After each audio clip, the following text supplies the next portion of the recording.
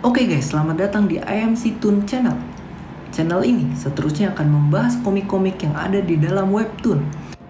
Pada kesempatan kali ini, gue akan menjelaskan tentang serial komik Tower of God. Ya, di sini gue akan menjelaskan versi gue sendiri. Tentu saja, selalu ada fakta di balik penjelasan gue ya guys.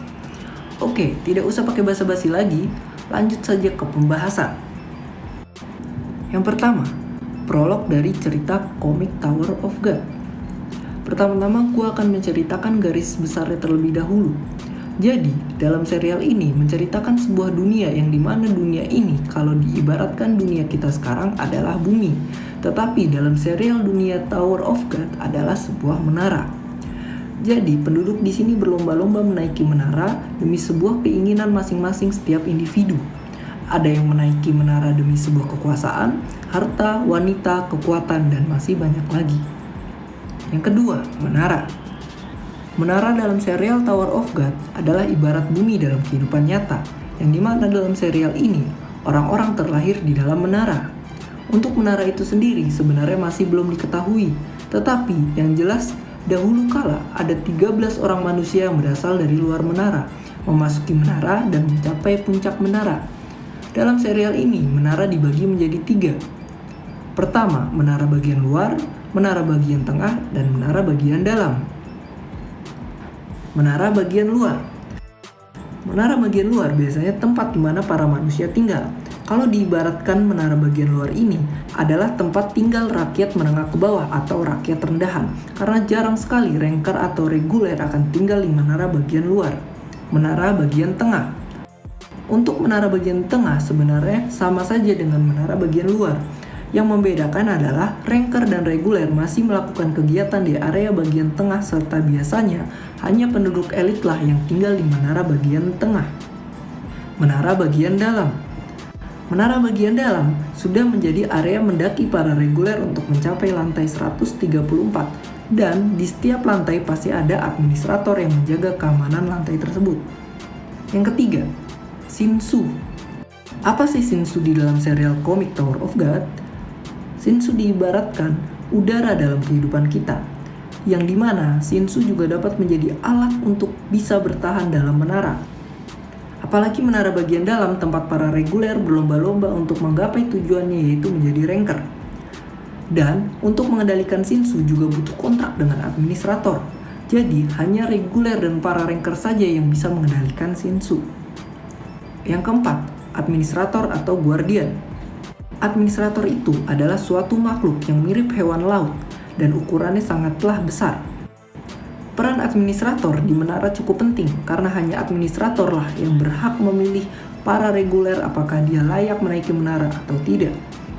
Administrator pertama yang diperlihatkan dalam serial komik Tower of God adalah Hedon.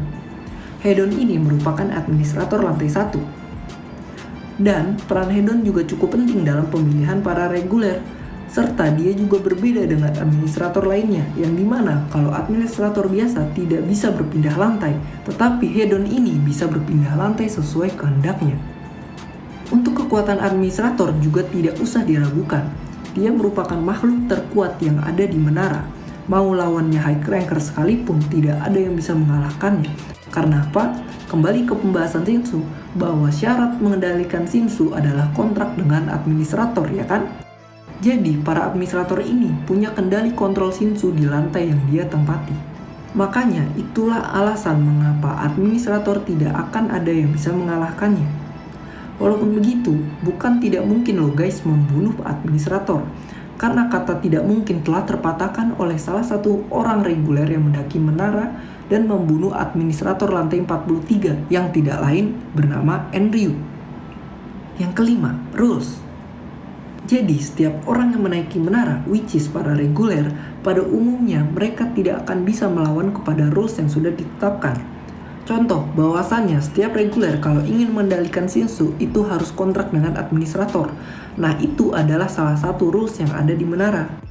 Yang keenam, reguler dan irreguler. Jadi karena tadi pembahasan sebelumnya gue menyinggung kata reguler dan irreguler, nah di sini gue akan menjelaskan. Yang gua maksud reguler di sini adalah seseorang yang memasuki menara karena dipilih oleh administrator lantai 1, which is Hedon. Tetapi ada juga orang yang tidak terpilih dan entah dari mana dia berasal. Intinya dia bukan berasal dari menara, yang pasti luar menara ya guys. Kalau di dunia nyata, itu diibaratkan alien. Dia membuka gerbangnya sendiri untuk mendaki menara, yang dimana dia disebut kaum irregular. Pada umumnya, setiap reguler harus memiliki kontrak dengan para administrator untuk mengendalikan Shinsunya ya kan? Tetapi para irregular tidak perlu izin dari administrator untuk mengendalikan Shinsu. Karena apa? Karena kaum irregular adalah kaum yang dimana sebuah aturan menara benar-benar tidak berlaku di hadapan dia. Kok di menara ada peraturan sih? Ya pasti ada, yang membuatnya ini adalah para penguji tes, basically para administrator. Sampai sekarang masih banyak misteri tentang para irregular ini. Yang jelas dalam segi kekuatan, kaum irregular ini mempunyai kekuatan yang dahsyat. Bahkan hadirnya para irregular disebut-sebut akan menjadikan perubahan besar di dalam menara. Untuk penjelasan karakternya akan dibahas di video berikutnya ya guys. Serta nanti ada opini gue juga terhadap kaum irregular.